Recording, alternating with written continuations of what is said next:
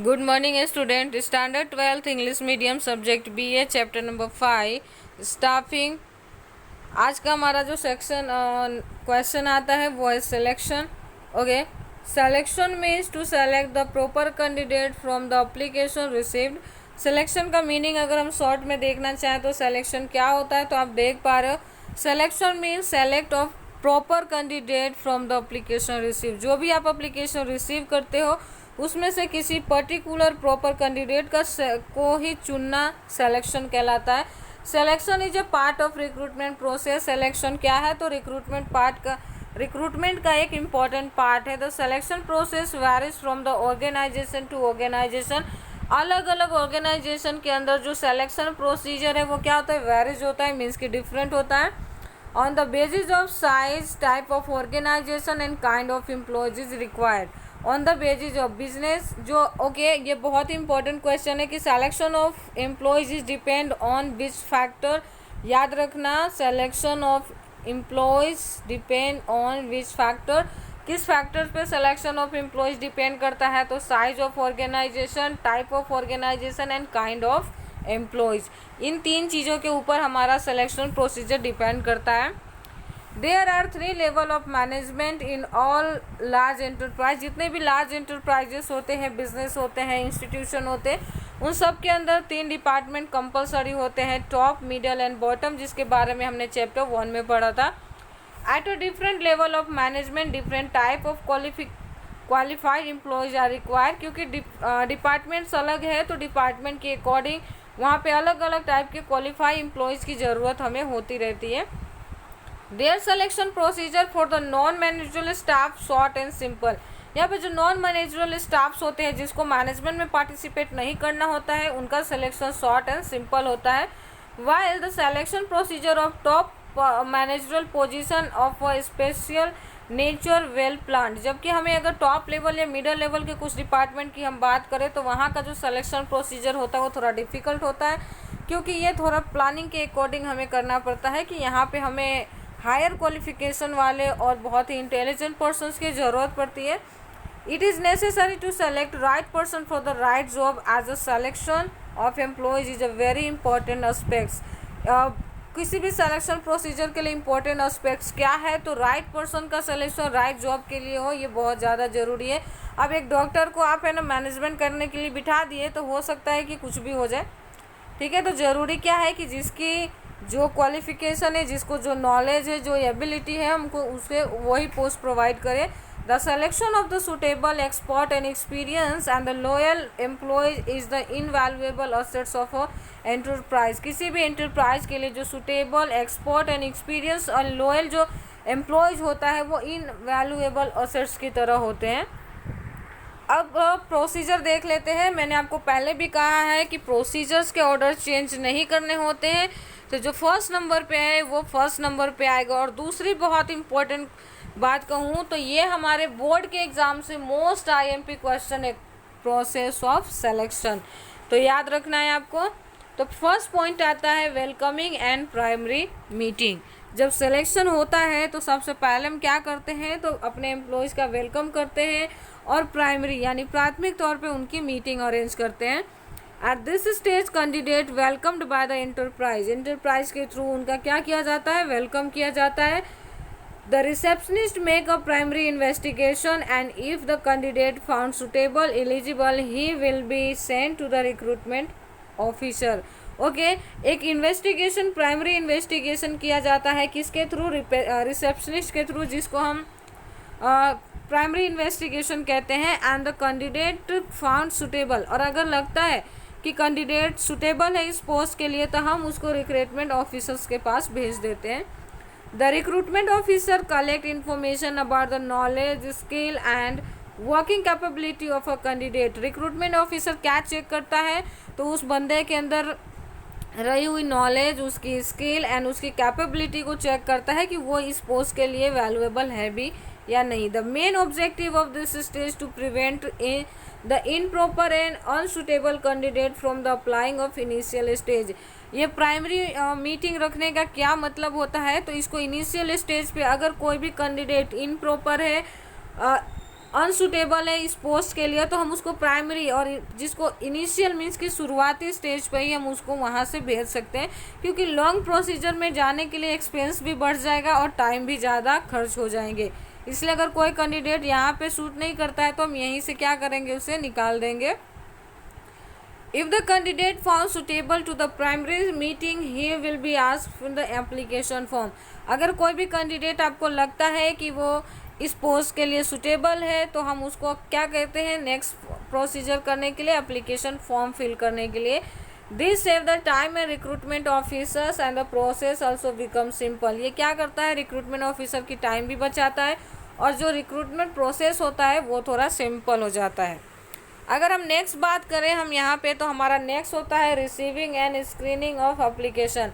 अब एप्लीकेशन में जो भी नेम, एड्रेस या जो भी इंफॉर्मेशंस लिखी गई है उसे रिसीव करना और उसको स्कैन करना कि कितना इसमें सच्चाई है। The recruitment officer get information about the educational qualification, experience, knowledge and skill of the candidate. Application के थ्रू हम क्या जानते हैं, तो हम एम्प्लॉयज़ के अंदर रहा हुआ qualification, experience, knowledge and skill की बात करें। The candidate along with the application send different document of a qualification like marksheet, experience certificate etc. filled with the application which found the incomplete or wrong is rejected after screening. एक बार screening का मतलब checking भी होता है, check करना, verify करना, ठीक है, तो आप याद रखना इसको। अब स्क्रीनिंग करते समय हम क्या ध्यान रखते हैं, तो फिल्ड एप्लीकेशन कि एप्लीकेशन सही से फिल किया है या नहीं, अगर कुछ साथ में हमने जो मार्कशीट, एक्सपीरियंस सर्टिफिकेट डिमांड करी होती है वो अटैच किया है या नहीं, अगर कुछ भी इनकम्प्लीट या रॉन्ग लगता है तो हम वहीं से स्क्रीनिंग के बाद उसे क्या कर देते हैं, रिजेक्ट कर देते हैं। अब थर्ड पॉइंट आता है हमारा नेसेसरी टेस्ट करना पड़ता है एम्प्लॉयज़ का। Various types of test are conducted in those candidate who application are accepted. हम टेस्ट में जनरली उन्हीं एम्प्लॉयज़ को बुलाते हैं जिनके एप्लीकेशन को आपने एक्सेप्ट किया है। Every enterprise conduct test its own way. अलग अलग एंटरप्राइज अपने हिसाब से एम्प्लॉयज़ का टेस्ट लेते हैं। Various test is conducted with know their mental ability, skill, attitude and efficiency.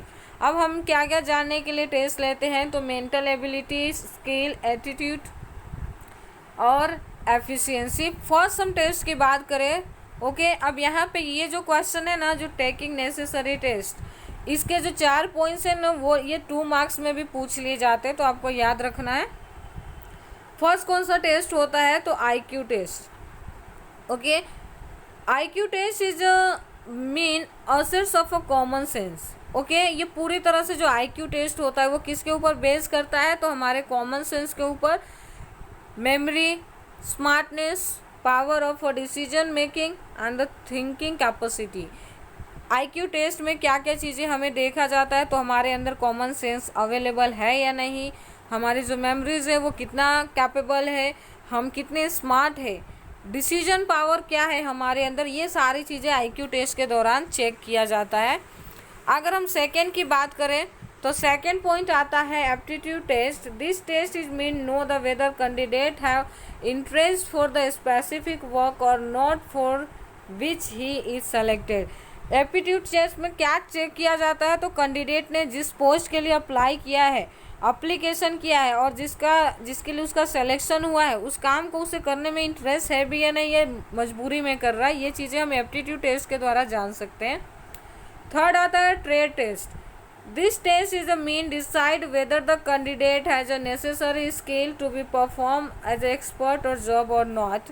ये क्या बताता है कि उस कैंडिडेट के अंदर वो स्किल्स और एबिलिटी है कि नहीं कि इस वो जॉब को सेटिस्फाई कर सके। एंड लास्ट वन होता है साइकोलॉजिकल टेस्ट।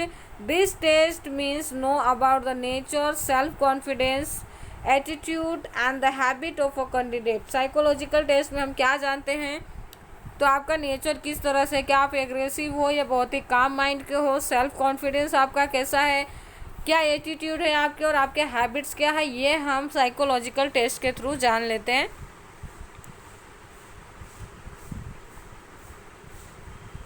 ओके, नेक्स्ट आता है हमारा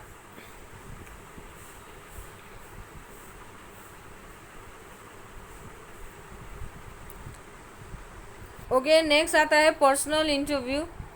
candidate who succeed to the above test call the personal interview. जो भी एम्प्लॉयज इस चारों टेस्ट में पास हो जाते हैं उसको हम क्या करते हैं, इंटरव्यू के लिए इनवाइट करते हैं। A committee is a form for the selection of candidate. Candidate का सिलेक्शन के लिए कमिटी ऑर्गेनाइज की जाती है जिसमें 4 से 5 मेंबर को रखा जाता है इंटरव्यू के लिए। In this way assessment can be made without any bias. यहाँ पे जो असेसमेंट होता है, जो इंटरव्यू होता है वो बिना किसी बाइज यानी बिना किसी पक्षपात के, बिना किसी डिफरेंसेस के किए जाते हैं। The interview committee consist the representative of management. ये क्या होते हैं, मैनेजमेंट के रिप्रेजेंटेटिव होते हैं जो मैनेजमेंट की तरफ से रिप्रेजेंट करते हैं। The departmental head, personal manager and the expert of various field. अब इंटरव्यू जो लेने के लिए जो पर्सन्स बैठे होते हैं उसमें जनरली कौन से लोग होते हैं, तो अलग अलग डिपार्टमेंट के हेड्स होते हैं, पर्सनल मैनेजर होते हैं एंड एक्सपर्ट्स होते हैं अलग अलग फील्ड के। Work related questions are asked, proper care taken, there is a no deviation from the topic. यहाँ पे हमें हमेशा वर्क रिलेटेड क्वेश्चंस ही करने होते हैं, कोई भी ऐसा क्वेश्चंस नहीं करना होता है जिससे किसी तरह का डेविएशन क्रिएट हो। Eight this stage terms and conditions of a job can be made clear. इसी पोजीशन पे हम ये बता देते हैं कि जॉब के टर्म्स एंड कंडीशंस क्या रहेंगे। नेक्स्ट आता है checking references. The information given to the candidate in applying form should be checked by the referring his present and the past employees of an idea of correct situation। जो भी references आपने provide की होगी application form में as a employees, तो उस references को क्या करते हैं, चेक करते हैं कि आपने जो प्रोवाइड किए है वो सही है या गलत, या आपका पास्ट किस तरह का था, क्या आपने पहला जो जॉब छोड़ा वो किस रीज़न से छोड़ा। ये सारी चीज़ें हैं ना, हमें कहाँ से पता चलता है, रेफरेंस चेक करने से। To get the right opinion about employees, और आपके बारे में सही जानकारी ली जाती है। The information collected should be free from the bias. सारे इन्फॉर्मेशन बिना किसी पक्षपात के कलेक्ट किए जाते हैं। The opinion of the references given candidate help to taking right decision. ये सारे ओपिनियन जो आप दूसरे फर्म से लेके आए होते हैं एम्प्लॉयज़ के लिए, वो आपका कैंडिडेट के सिलेक्शन में हेल्पफुल होते हैं। नेक्स्ट आता है हमारा preliminary selection। if the matters gathered from personal interview and the past references are positive, then the selection committee will make list of selected candidate।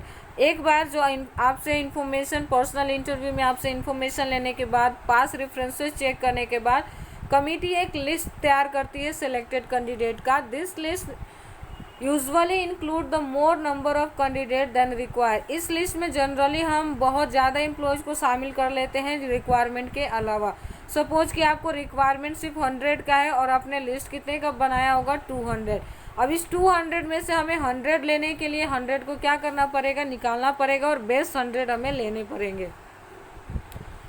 Next आता है हमारा फिजिकल और मेडिकल एग्जामिनेशन। अब आपके अंदर कोई बीमारी तो नहीं है, अगर जॉब के दौरान आपको कुछ होता है तो रिस्पॉन्सिबिलिटी कंपनी की होगी। इसलिए अगर आपको कोई बहुत ही डिफ़िकल्ट किसी तरह की प्रॉब्लम आप फेस कर रहे हो, हेल्थ इशू है आपको, तो उसकी चेकिंग मेडिकल एग्जामिनेशन के दौरान किया जाता है। After preliminary selection of recruitment candidate, they are sent to the special hospital और a doctor for medical examination. एक बार आपका प्रिलिमिनरी सिलेक्शन हो जाने के बाद आपको किसी स्पेसिफिक हॉस्पिटल और डॉक्टर के पास भेजा जाता है मेडिकल एग्जामिनेशन के लिए। The main objective of this examination is to know the whether candidate is suffering from any serious illness or any other physical problem. इस टेस्ट करवाने का एक ही रीज़न होता है कि आपके बारे में जानना कि क्या आप कोई सीरियस बीमारी से ग्रसित तो नहीं हो या कोई आपको फिजिकल प्रॉब्लम तो नहीं है। Rest of employees kept in the waiting list. जो 100 आप 200 में से जो आपने 100 का सिलेक्शन किया है, उस 100 को ही मेडिकल एग्जामिनेशन के लिए भेजना है, और जो रिमेनिंग 100 होगा उसको आप किस में रख दोगे, तो उसको वेटिंग लिस्ट में रखेंगे हम। ठीक है, किस में रखोगे, waiting list. In future, whenever any candidate is required, selection can be made from the waiting list according to their order of merit। अगर फ्यूचर में हमें कभी ज़रूरत पड़ती है एक्स्ट्रा कैंडिडेट की, तो हम उसी लिस्ट में से कैंडिडेट को बुला के मेरिट के अकॉर्डिंग उनकी भर्ती कर सकते हैं। नेक्स्ट हमारा आता है पॉइंट नंबर 8, अपॉइंटमेंट लेटर देंगे अब। After selecting final selection recruitment letter is given to the selected candidate. एक बार सारे प्रोसीजर पूरा होने के बाद सेलेक्टेड कैंडिडेट को हम रिक्रूटमेंट लेटर प्रोवाइड करते हैं। This letter information regarding the nature of work, work place designation, rights and responsibility, remuneration and other financial non financial details are given. Appointment letter में क्या होता है, तो आपके काम का क्या प्रकार होगा, काम कहाँ पे करना है, आपकी पोस्ट क्या रहेगी, आपके राइट्स और रिस्पॉन्सिबिलिटी क्या होगा, आपकी रेम्यूनरेशन मीन्स सैलरी कितनी रहेगी, और सैलरी के अलावा कौन से आपको फाइनेंशियल और नॉन फाइनेंशियल हेल्प संस्था से मिलने वाली है, वो सारी चीज़ें इसमें ऐड किए गए होते हैं। Induction into the organisation and allotment of work. Okay, induction नहीं, ये इंट्रोडक्शन होना चाहिए। ये क्या है, ये देख रहे हो आप, ये गलत है, ये इंट्रोडक्शन होता है कि अब आपको फॉर्म के साथ क्या कराएंगे, आपका इंट्रोडक्शन कराएंगे। ओके, तो ये इंट्रोडक्शन है। Introduction into the organisation and allotment of work in a modern organisation after giving appointment letter before allotted duties employees are given information regarding the policies of organisation. हमें इस modern organisation में क्या किया जाता है, एक बार appointment letter देने के बाद आपको ड्यूटीज सौंपने से पहले आपको है ना, आपके काम से रिलेटेड इन्फॉर्मेशन समझाया जाता है, आपको इन्फॉर्मेशन दी जाती है, और आपकी जो पॉलिसीज़ है ऑर्गेनाइजेशन के वो भी समझाए जाते हैं। ऑर्गेनाइजेशन एनवायरनमेंट किस तरह का रहेगा, आपके सुपीरियर कौन है, आपके कलीग कौन है, आपके सबऑर्डिनेट्स कौन है, उन सब से इंट्रोड्यूस कराया जाता है। After this duties are allotted to the candidate, और इसके बाद आपको ड्यूटीज़ रियल में सौंपी जाती है कि आपको फॉर्म के अंदर करना क्या है। तो आज हमारा ये भी क्वेश्चन खत्म होता है। नेक्स्ट लेक्चर में ट्रेनिंग एंड डेवलपमेंट में क्या डिफरेंसेस होते हैं वो चेक करेंगे। Thank you.